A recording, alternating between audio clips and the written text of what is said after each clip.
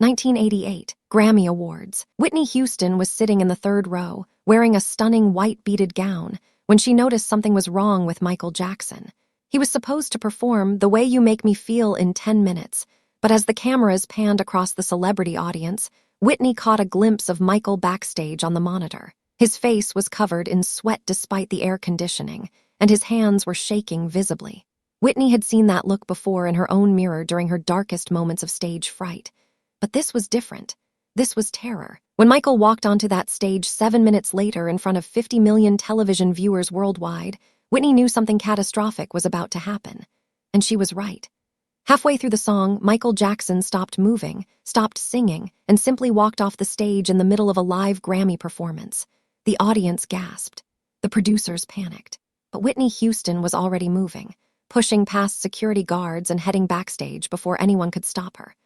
What she found when she reached Michael's dressing room, and what she did in the 20 minutes that followed remained a secret between them for over a decade. This isn't just another Grammy night story. This is about the moment Whitney Houston proved that true greatness has nothing to do with hitting high notes and everything to do with knowing when to stop performing and start being human. To understand what happened that Grammy night, you have to understand where Whitney Houston was in her own life in early 1988. She was 24 years old and at the absolute peak of her career. Her self-titled debut album had sold over 13 million copies. Her second album, Whitney, had debuted at #1, making her the first female artist ever to achieve that feat. She had just starred in her first major television special, and she was being called the voice of a generation. But behind the perfection, Whitney was struggling with something she couldn't talk about publicly. The pressure of being America's sweetheart was crushing her. Every performance had to be flawless. Every interview had to be gracious. Every public appearance had to reinforce the image of the girl next door with the golden voice who made everything look effortless.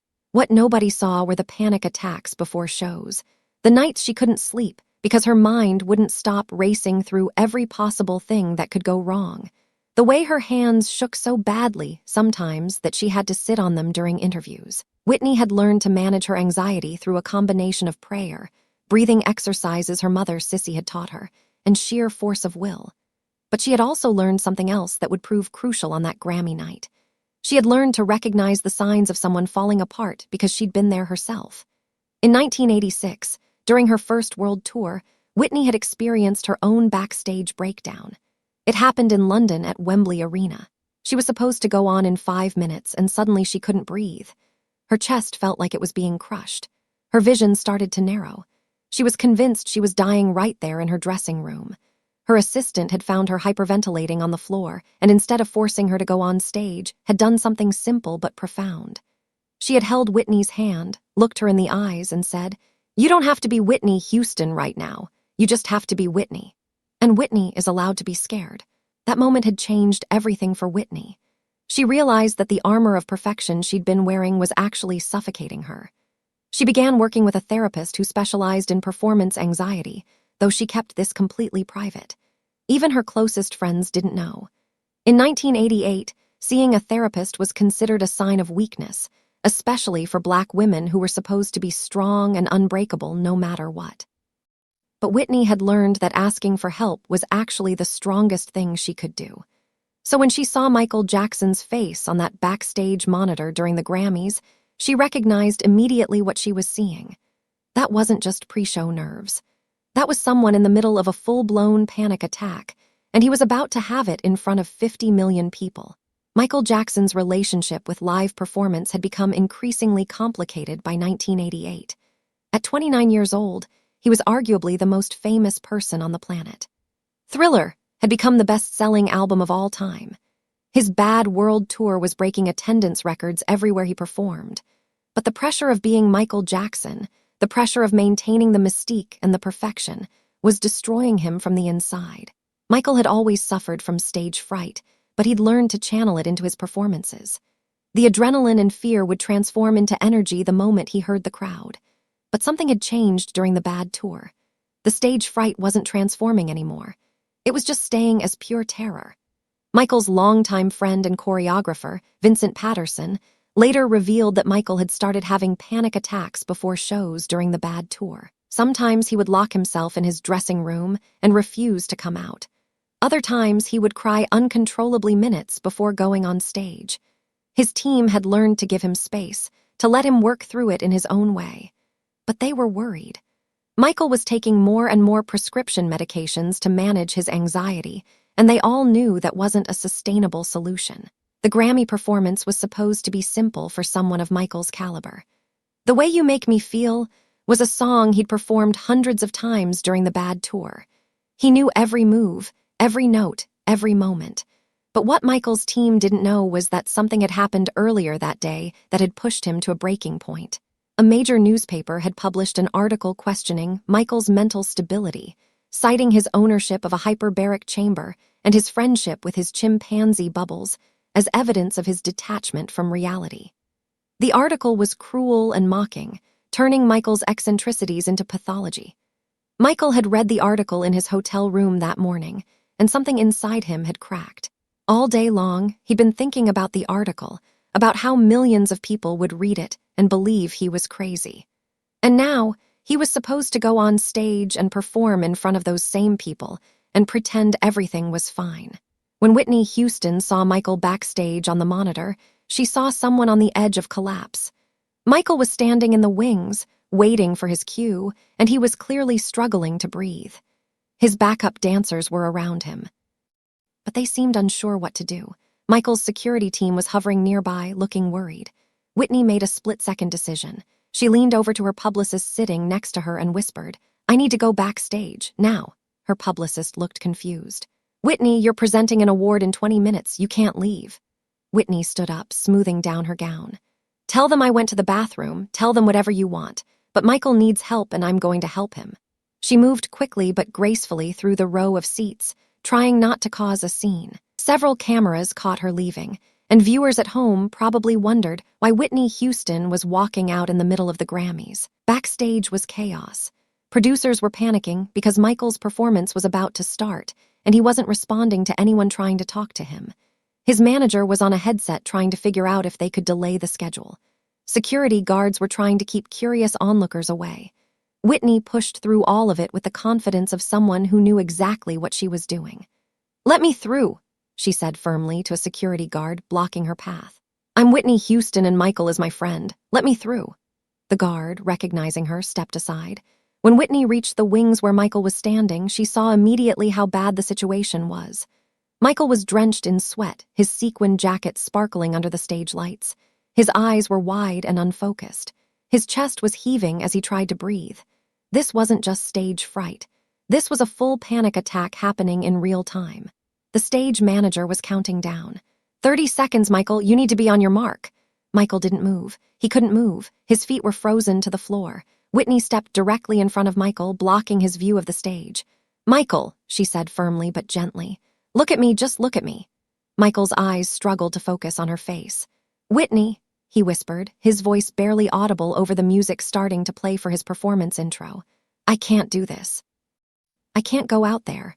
Whitney took his hands in hers. They were ice cold despite the warmth backstage. "Yes, you can," she said.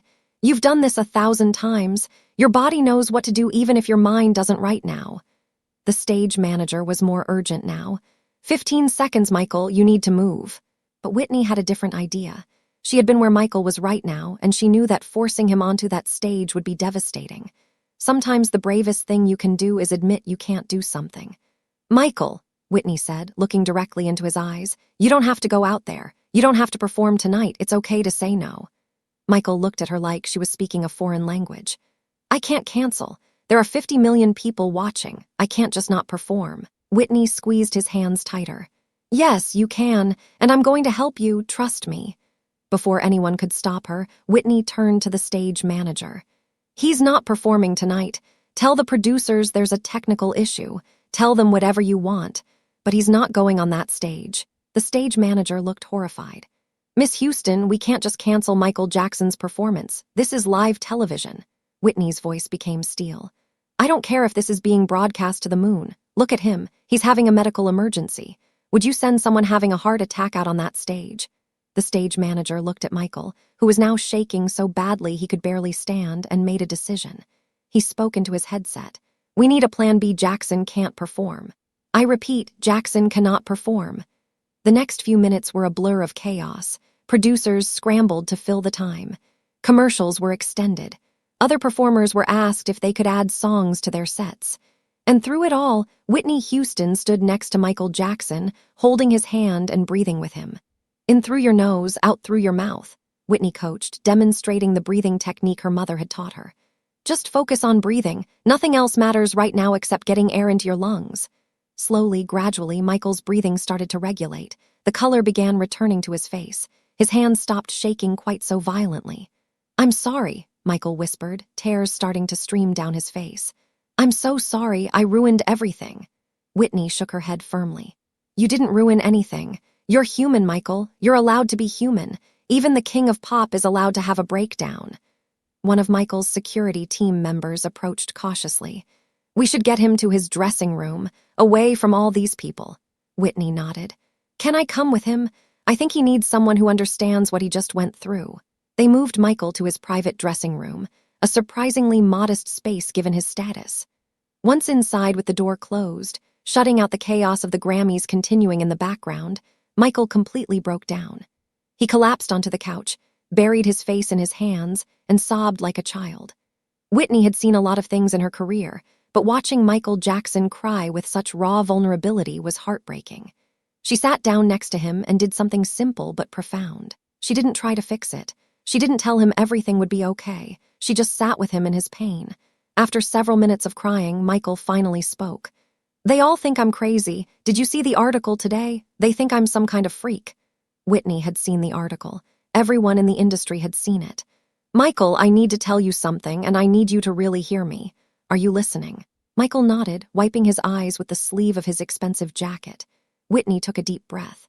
"I have panic attacks, bad ones. I've had them for years. Before every major performance, I get this feeling like I'm going to die. My heart races, I can't breathe, my hands shake so badly I can barely hold a microphone. And for the longest time, I thought it meant I was weak. I thought it meant I wasn't cut out for this. But then I realized something. It doesn't mean I'm weak. It means I'm human. It means I care so much about doing well that my body goes into overdrive. And you know what? That's okay. That's normal. You're not crazy, Michael. You're just carrying too much weight on your shoulders." Michael looked at Whitney like he was seeing her for the first time. "You have panic attacks, but you always look so confident, so in control." Whitney laughed, but it was a sad sound. "That's the job, Michael. We're performers. We perform confidence even when we're falling apart inside. But the question is, at what cost? How long can we keep pretending we're superhuman before it destroys us?" She paused, choosing her next words carefully. "Michael, can I ask you something personal, and will you answer honestly?" Michael nodded slowly. "Are you taking medication for your anxiety?" Michael's face changed. His walls went up immediately. "I don't know what you're talking about." Whitney gave him a look that said she wasn't buying it. "Michael, I know the signs. I've been there. Are you taking pills to help you get through performances?" There was a long silence. Finally, Michael whispered, "Sometimes, just to take the edge off, just to help me sleep after shows when the adrenaline is too much." Whitney felt her heart sink. She had been worried about this. "Michael, I need you to be really careful with that. I've seen what happens when people start using medication to cope. It seems like a solution at first, but it becomes part of the problem." Michael looked defensive. "I'm fine. I have it under control." Whitney shook her head. "Nobody who has it under control has a panic attack so severe that they can't perform at the Grammys. I'm not judging you, Michael. I'm worried about you. I'm worried that you're trying to carry all of this alone, and the weight is going to crush you." Something in Michael's defenses crumbled. "I don't know how to stop," he admitted quietly. "I don't know how to not be Michael Jackson. Everyone expects so much from me all the time. The fans, the label, my family, everyone needs me to be perfect. And I'm so tired, Whitney. I'm so tired of trying to be perfect." Whitney felt tears welling up in her own eyes. "I know exactly what you mean. I feel that way every single day. But here's what I've learned. Perfection isn't real. It's an illusion we create for other people. The real question is, who are you when you're not performing? Who is Michael Jackson when he's not the king of pop?" Michael thought about this for a long moment. "I don't know. I've been performing since I was 5 years old. I don't remember ever not being Michael Jackson the performer." Whitney made a decision in that moment that would change both of their lives. "I want to tell you about something I'm doing that's helping me. I'm seeing a therapist. Someone who helps me work through the anxiety and the pressure and all the feelings I can't talk about with anyone else. Michael looked shocked. A therapist, like a psychiatrist, Whitney nodded. A psychologist, actually. She specializes in performance anxiety and the unique pressures that come with fame. And Michael, it's been life-changing. Having someone I can talk to honestly, someone who doesn't need me to be Whitney Houston, has saved my sanity. Michael shook his head. I could never do that. Can you imagine if word got out that Michael Jackson was seeing a therapist? The press would have a field day. It would just prove what they're already saying about me being crazy. Whitney's voice became firm. That kind of thinking is exactly why so many people in this industry end up destroyed. We're taught that asking for help is weakness, that admitting we're struggling means we're not strong enough to handle fame. But you know what's actually weak? Suffering in silence until you break. You know what's actually weak? Medicating yourself into numbness because you're afraid to face what you're really feeling. The words hung in the air between them. Michael looked at Whitney with something like desperation. What if I'm too broken to fix? What if there's something fundamentally wrong with me? Whitney moved closer and took his hand again. Michael, listen to me very carefully. You are not broken. You are someone who has been under unimaginable pressure since childhood, and you've never been taught healthy ways to process that pressure. That's not your fault. But it is your responsibility to learn those skills now, before the pressure destroys you completely. They sat in silence for several minutes, just breathing together in that quiet dressing room while the Grammys continued without them in the auditorium beyond. Finally, Michael spoke. If I wanted to see someone, a therapist I mean, how would I even do that? Everyone watches everything I do. Whitney smiled. I have someone I trust completely. Someone discreet who works with high-profile clients. If you want, I can set up an introduction.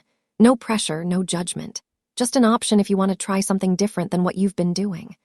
Michael looked at her with tears in his eyes again. Why are you doing this? Why do you care so much about helping me? Whitney's answer was simple and honest. Because 2 years ago, I was where you are right now, and someone helped me, and now I'm paying it forward. That's what we're supposed to do for each other, Michael.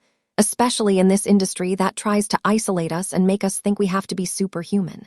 We're supposed to remind each other that we're human, that it's okay to struggle, that asking for help is brave, not weak. What happened next would remain between Whitney and Michael for years. They made a pact in that dressing room. Michael agreed to meet with Whitney's therapist, Dr. Patricia Morrison, who specialized in performance anxiety and trauma.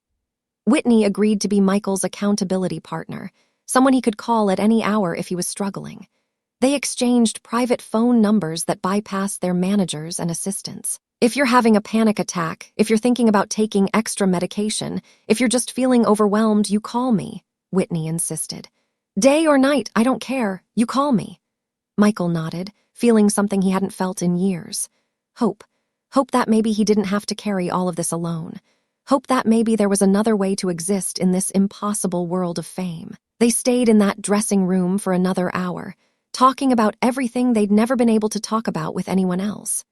Michael told Whitney about the crushing pressure of his childhood, performing while other kids were playing, being punished if he made mistakes, never being allowed to just be a kid. Whitney told Michael about the burden of being the perfect role model, how every move she made was scrutinized, how people expected her to represent an entire community with grace and perfection at all times. They talked about the loneliness of fame, how you could be surrounded by thousands of adoring fans and still feel completely alone. They talked about the fear that if people saw the real them, the struggling human beneath the perfect image, they would be rejected. And most importantly, they talked about how they were going to help each other survive this industry without losing themselves completely. When Whitney finally left Michael's dressing room to return to the Grammy ceremony, something had fundamentally shifted for both of them. Michael had canceled his performance, something that would have seemed impossible hours earlier. The official story released to the press was that Michael had experienced technical difficulties with his wireless microphone. Nobody knew the truth except the people who had been backstage, and Michael was okay with that. For the first time in his career, he had chosen his own well-being over the show, and the world hadn't ended. Whitney returned to her seat just in time to present her award, and if anyone noticed that she'd been gone for over an hour, they didn't mention it. She walked on that stage with a different kind of confidence than she'd had before. This wasn't the confidence of perfection. This was the confidence of someone who had just done something truly important, something that had nothing to do with singing or performing and everything to do with being human. In the days and weeks following the Grammys, Michael Jackson did something he'd never done before. He called Dr. Patricia Morrison and started therapy. The sessions were held in complete secrecy, at private locations away from prying eyes. And slowly, gradually, Michael began to understand the root causes of his anxiety and panic. He learned about childhood trauma and its long-term effects. He learned healthy coping mechanisms that didn't involve medication. He learned that feeling his feelings instead of numbing them was actually safer in the long run. It wasn't a quick fix. Michael still struggled with anxiety and panic attacks, but now he had tools to manage them, and more importantly, he had someone to call when things got bad. Whitney kept her promise. Over the next several years, she and Michael would speak regularly, checking in on each other's mental health. When Whitney was struggling, Michael would be there for her in the same way she'd been there for him. Their friendship deepened into something profound and life-saving. The impact of that Grammy night extended far beyond just Whitney and Michael. Both of them began speaking more openly about mental health, though they never revealed the specific details of what happened that night. In interviews, Michael started acknowledging that he dealt with anxiety and pressure. Whitney started talking about the importance of therapy and self-care. For two of the biggest stars in the world to admit they weren't perfect, that they struggled, was revolutionary in the late 80s and early 90s. It helped normalize conversations about mental health in the entertainment industry and beyond. Years later, when Michael was going through some of his darkest times, facing accusations and media persecution, Whitney was there. She would call him almost daily, reminding him of what she'd told him that Grammy night. "You're human, Michael. You're allowed to struggle, and you're not alone." When Whitney herself began struggling more publicly with substance abuse in the 2000s, Michael tried to return the favor. He called her frequently, urging her to get help, reminding her of her own advice about asking for help being strength, not weakness. Their relationship had evolved into something neither of them had with anyone else. They were each other's witnesses to the truth behind the image. They knew the real people beneath the superstars. And that knowledge, that mutual understanding, was precious in an industry built on illusions. The tragedy is that neither of them ultimately won their battles with the demons they tried to help each other fight. Michael died in 2009 from acute propofol intoxication. Whitney died in 2012 from accidental drowning due to heart disease and cocaine use. Both deaths were shocking and heartbreaking, especially to those who knew how hard both of them had tried to overcome their struggles. But the story of that Grammy night in 1988 remains important because it shows us something crucial. It shows us that even when someone ultimately loses their battle with addiction or mental health issues, the moments of connection and help and love still matter. Whitney saving Michael from a public breakdown that night mattered. The therapy Michael got as a result mattered. The years they supported each other mattered. Just because their stories ended in tragedy doesn't mean the helping was meaningless. Sometimes the most important thing we can do is show up for someone in their darkest moment, even if we can't ultimately save them from themselves. Whitney Houston showed Michael Jackson that night that asking for help was possible, that being vulnerable was okay, that he didn't have to be superhuman all the time. She gave him years of better coping mechanisms and deeper self-understanding than he'd had before. That mattered. That changed his life, even if it didn't ultimately save it.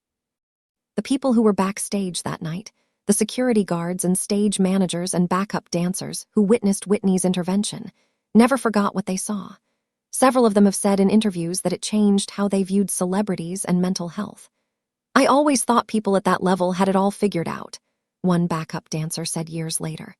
"Seeing Michael Jackson have a panic attack and Whitney Houston talk him through it showed me that fame doesn't protect you from being human. If anything, it makes being human harder." That's the real lesson of that Grammy night. Fame and talent and success don't insulate you from suffering. Sometimes they magnify it. And the only way to survive is to be honest about your struggles and to help each other through the darkness. If Whitney Houston and Michael Jackson had been born in a different era, maybe things would have ended differently. Today, therapy and mental health treatment are much less stigmatized. Today, celebrities routinely discuss their struggles with anxiety and depression. Today, there's more understanding that asking for help is strength. But in 1988, and throughout the 90s and early 2000s, admitting you were struggling was seen as weakness, as failure, as proof you couldn't handle your success. Whitney and Michael were pioneers in trying to change that narrative. even though they were fighting against decades of industry conditioning that told them to suffer in silence and maintain the illusion of perfection. The truth is that Whitney Houston saved Michael Jackson's life that night in 1988. Not forever, not permanently, but in that moment and in the months and years that followed. She gave him the gift of knowing he wasn't alone, that his struggles were valid, that asking for help was possible. And Michael gave Whitney the same gift when she needed it. They saved each other repeatedly over the years, in small ways and large, in private phone calls and quiet moments of understanding. Today, when we remember Whitney Houston and Michael Jackson, we tend to focus on their incredible talents, their groundbreaking achievements, their iconic performances.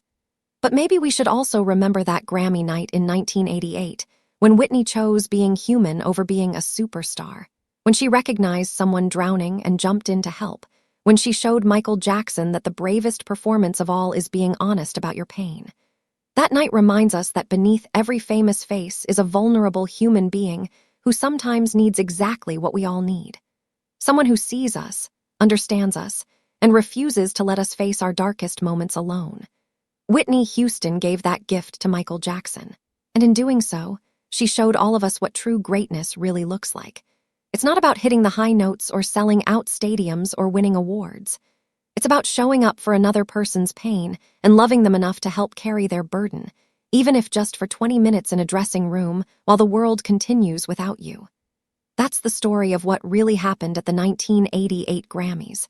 That's the truth behind the technical difficulties. And that's why those 20 minutes mattered more than any performance ever could.